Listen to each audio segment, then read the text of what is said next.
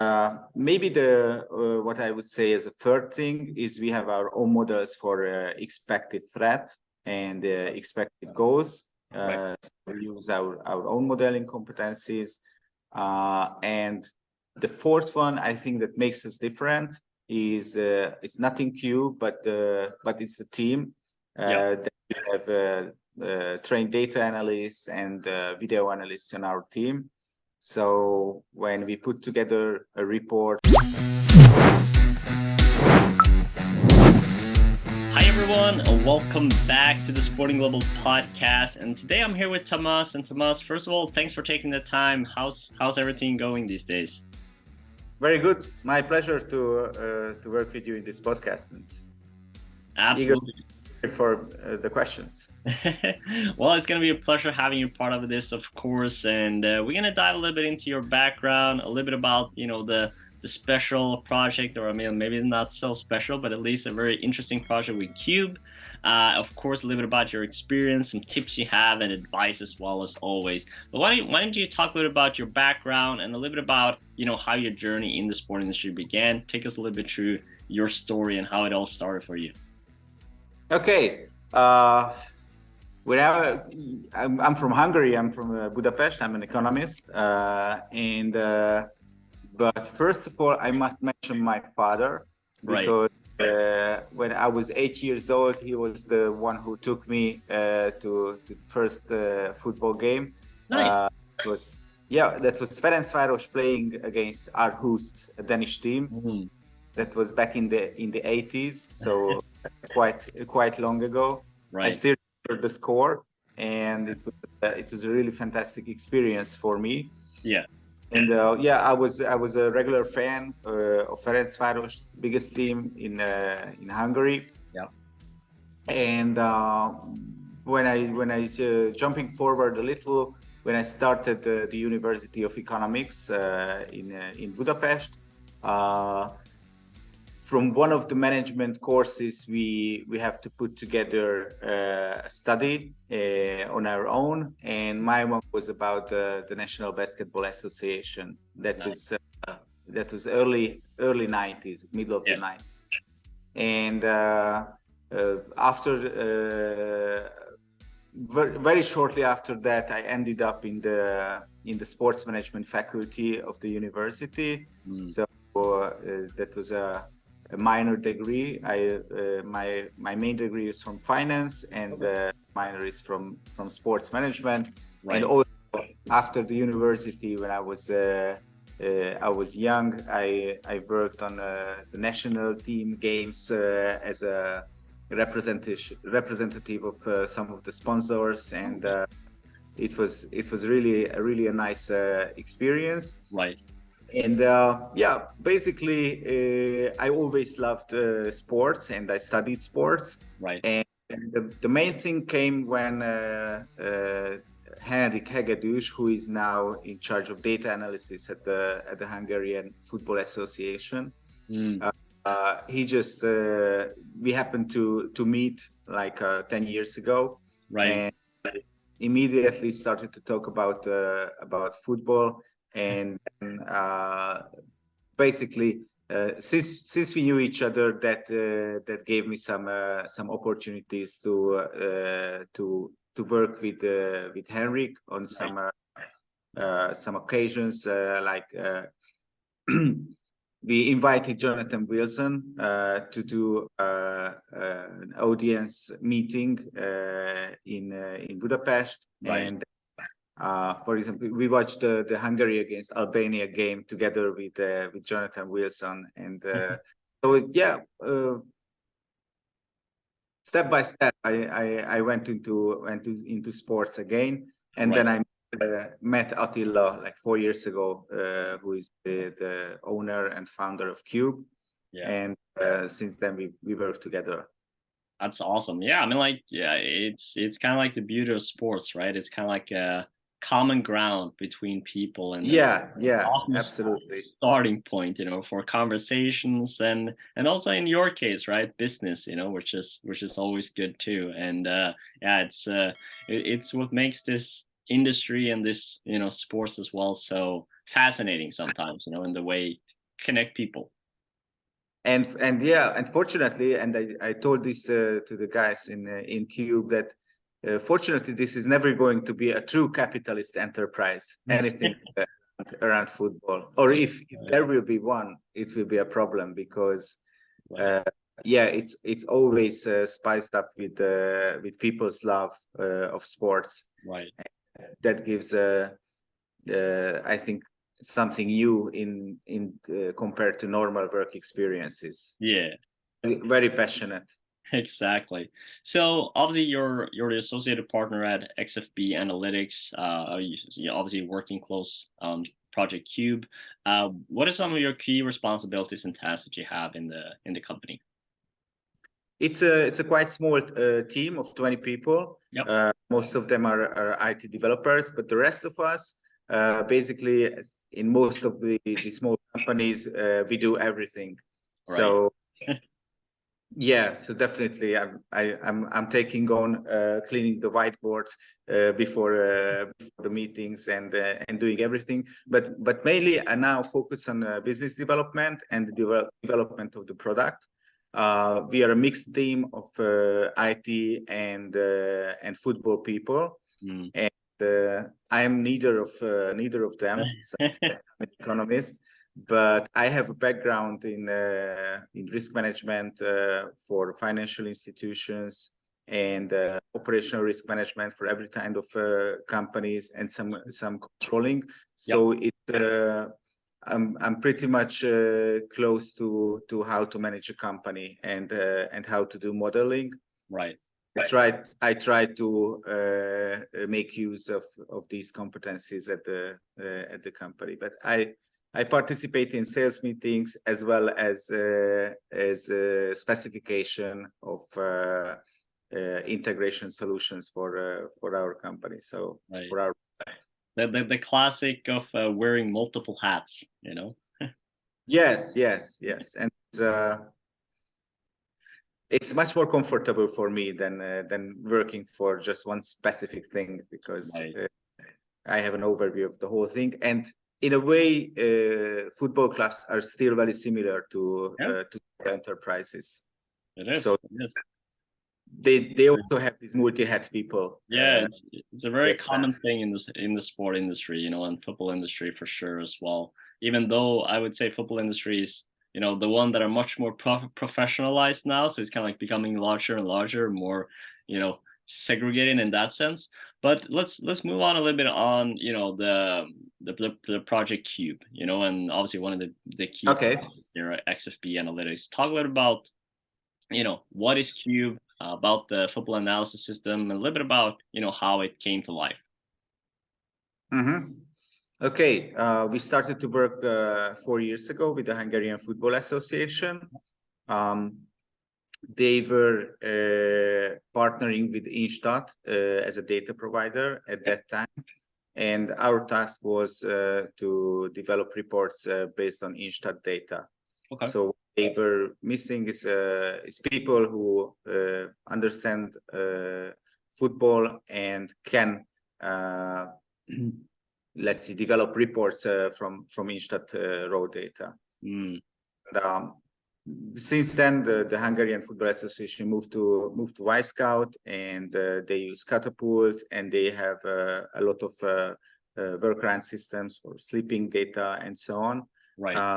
So we still help them with providing own team analysis, some general analysis about the Hungarian Championship, and opponent analysis before the games of the national team. Right. So basically, it was a project-based start, and yeah, after 3.5 years, we started to think with Attila that we should expand a little and try ourselves in international markets. We participated in the World Football Expo in Sevilla, where we met, and now we develop Cube in a way that it can be used as a standalone system. So for controllers of the football teams, but we also strongly develop our internal competencies of football related consulting. Right. Because what we see is basically that the raw data is one resource, and someone who is able to interpret the data, that it can be used by video analysts, technical directors, scouts, is another competency. And we try to build this data interpretation competency in an automated way as well. Nice. But also we are offering our services in that.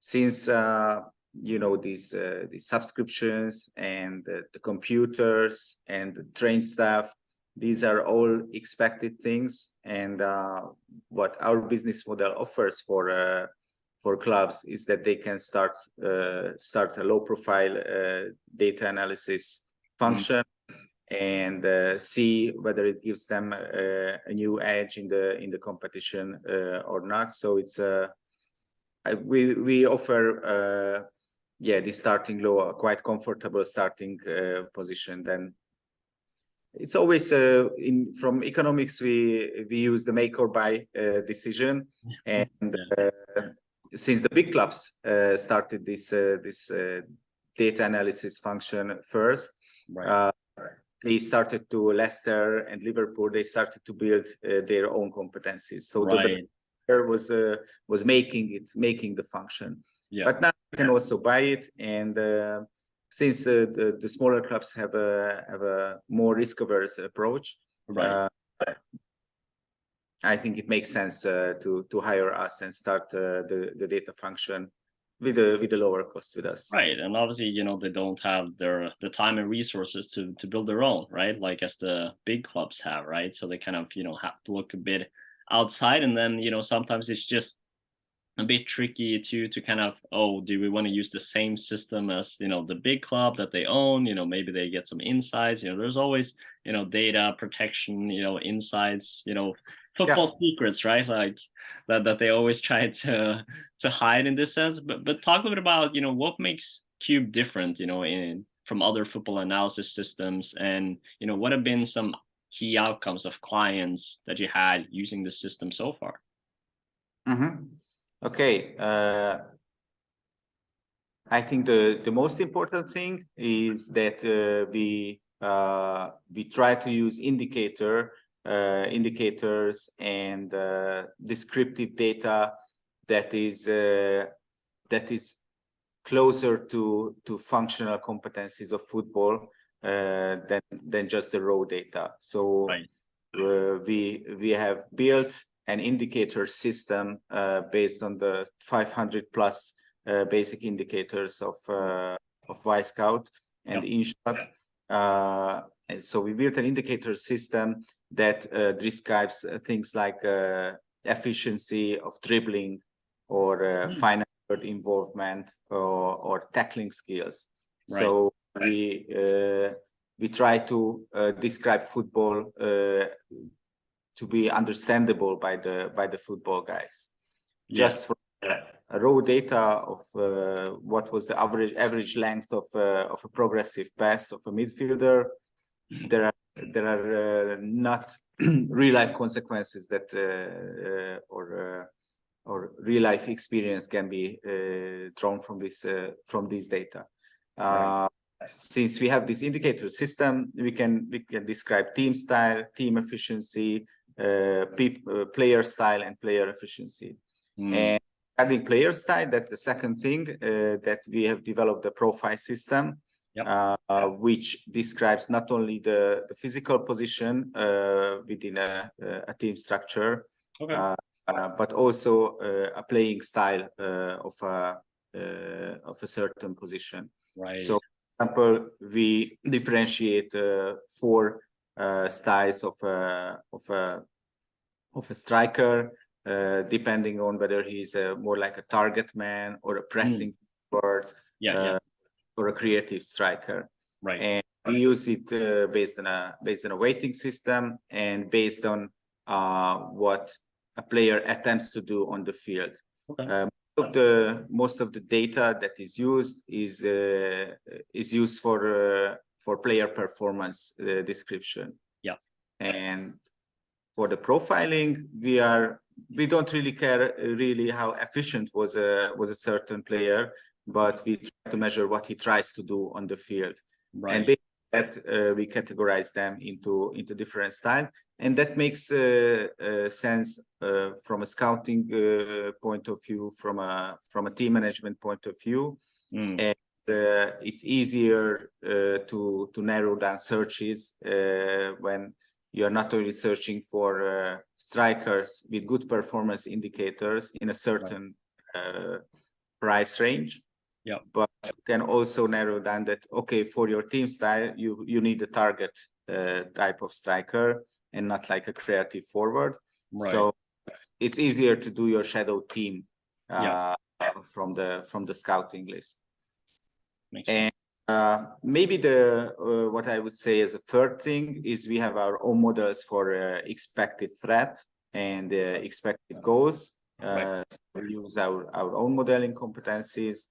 And the fourth one, I think, that makes us different is it's not in Q, but it's the team.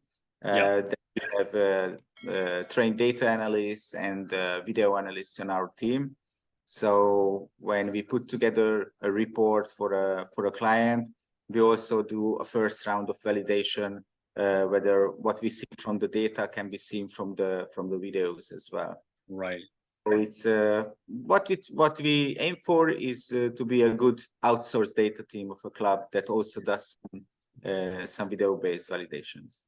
That's awesome. Yeah, I mean, like I think, before I kind of move on, because obviously we're going to talk about like who is this tool for, like, what are some critical things that people need to keep an eye on, but obviously, talking about data, right, and sort of like, as you were talking about a lot of raw data, it's hard to use if you don't know how to use it, right? And sometimes you need to simplify this data and make it relevant, for the end user or the consumer of it. Like, talk a little about, that process of like, just making sure that the data speaks, in the right way, for the right kind of people.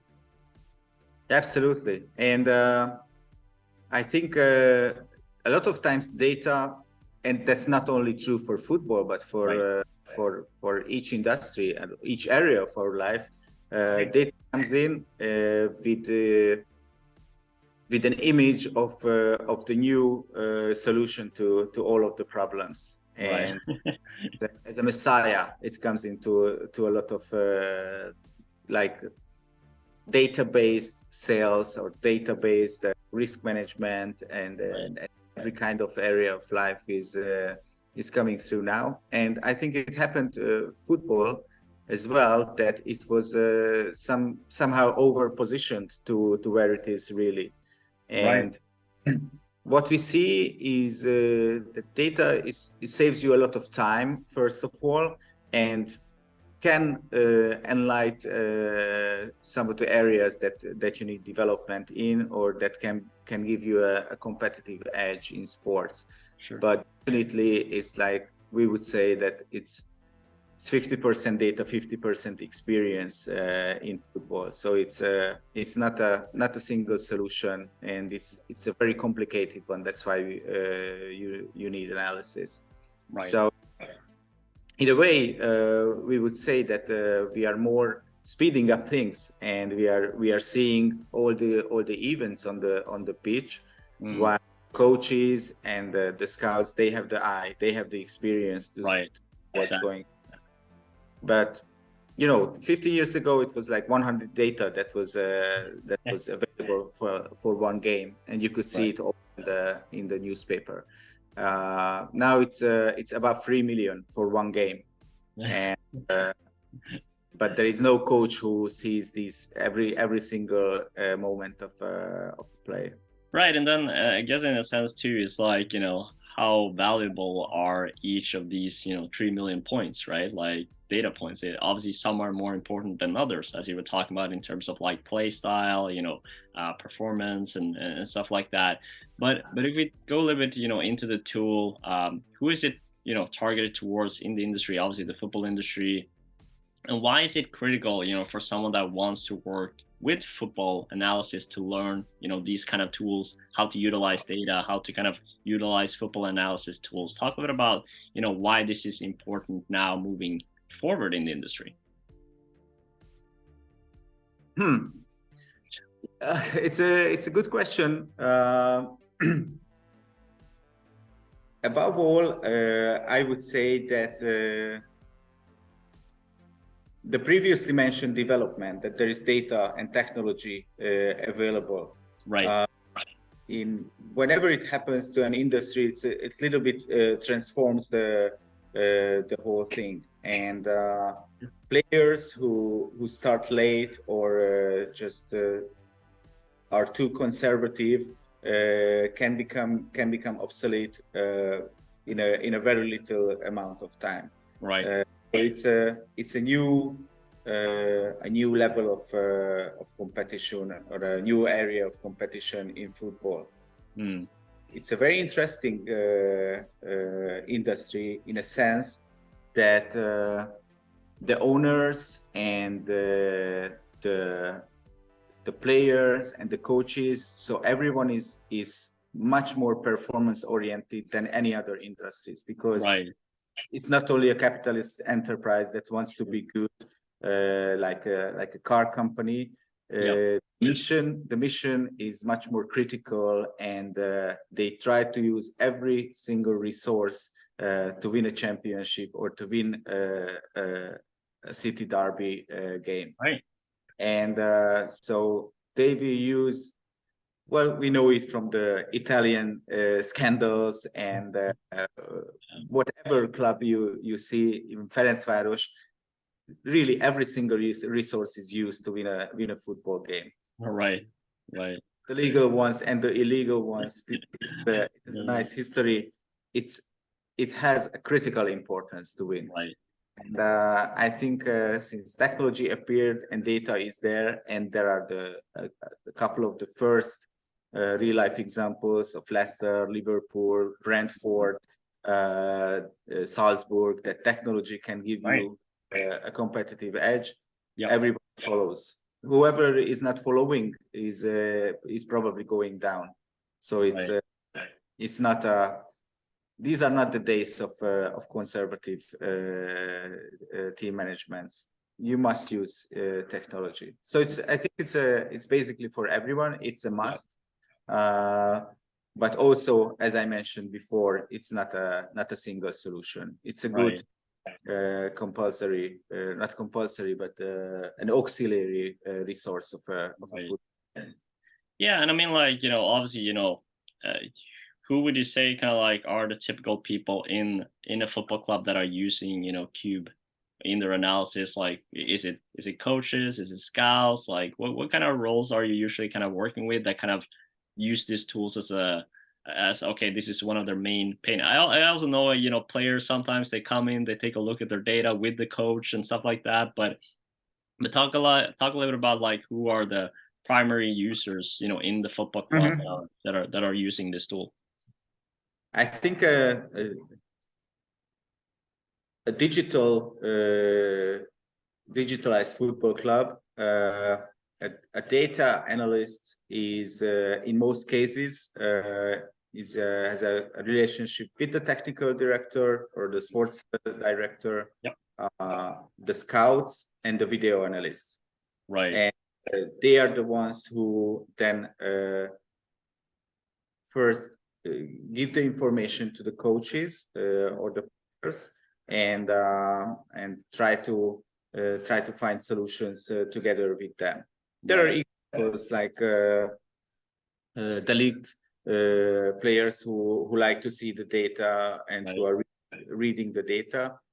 There are examples. We met clubs in Seville who forbid data analysts to talk to players. Yeah. And about this issue, I think Adrien Tarascon, who is now in Lille as head of sports science, he said that sometimes it's better to leave alone players and integrate data more in the training process than to give them the direct feedback that, okay, your position was not optimal in this attacking scheme, Right. and because the speed of top level football is just too high for that, and you cannot let people to start to make ad hoc decisions on the field. Right. Right. It's much more speedy these days than that. So it's you have to change instinct and fast thinking of players in situations, and that can be done, I think, more like through training sessions. Absolutely. So that's some of the approaches they don't like the data is directly shown to. Oh, for sure.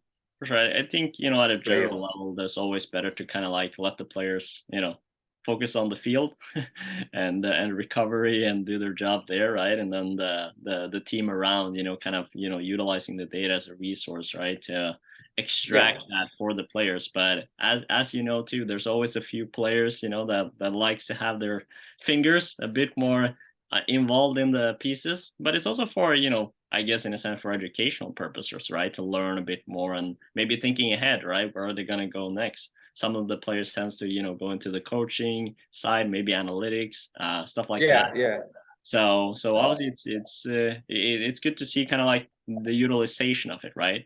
And to kind of wrap up here, like what kind of tips do you have, for people, students, looking to work with football analysis? What kind of advice, tips would you give them in terms of, learning these kind of tools, being a little bit on top of things since you're working so close with these football clubs on this kind of topic? Mm-hmm. There was a conference in Bratislava a few months ago where we met quite a lot of students, and they were asking the same question. Yeah. And, I would say that that focusing solely on how databases work and how to develop a backend solution in football, how to do a low-code tool, or how to do a report that is good, is the obvious competency. But I think even at their level, you must have this 50% balance with data and experience. So I would say watching football, talking to video analysts, to coaches, to players is as important as knowing the data and putting together a nice presentation about a certain specific problem of a team. What the sciences, the sports science unit, the head of sports science unit at Ajax is Sedebode, and she said that you may know from data, you may know the position of two defenders, right, but you must see the game to see whether they were looking at the ball at that moment, what the data describes, whether the body was already in an alert position and they were ready to react, they were aware of each other's positions, right, and so on. A lot of things that you can only see during the game, right? And you must know these little things, not to go to a football coach with a misinterpreted data, because these little things are very important. Like there is this the Dutch football training school teaches young kids the sequence of what areas of the field to look at first when they look up, when they ball. And if you don't know that someone is trained in that school, and you right, just tell that they choose the wrong solution, you may go wrong with data, just like right, as the previous case was described. So I think talking to football people is super important. They know so many details about this game, and there are so many details in this game that it's super important to have at least some understanding of football itself. 100%. Yeah, no, I think it's perfect way to wrap up this podcast, with a little bit of, make sure you have the 50-50, of analysis, data, understanding, and of course, the football experience. So there you go. With that, Tamas, of course, I would like to thank you so much for taking the time, for sharing your insights and tips with our audience. And, thanks for taking the time. It was my pleasure. And whenever there is an opportunity to talk about football, I love to do that because it's a fantastic thing. And we're looking forward to do a lot of cool things together as well, with Cube and Sporting Global. So everyone stay tuned for that. So of course, everyone that has been all the way at the end, make sure to like the video, subscribe as well to get, weekly tips every week. Every Monday we release a new podcast. So make sure to check that out. And if you haven't already, make sure to join the Sporting Global community and check the amazing courses that we're offering at academy.sportingglobal.com. So you can get a head start in your career and learn some real life challenges and tips, and stay tuned for a course coming with us and Cube as well. So that's going to be exciting. All right, with that, Tamas, all the way at the end here, I have one more final, what do we call it? Like it's like a tradition, at the Sporting Global podcast.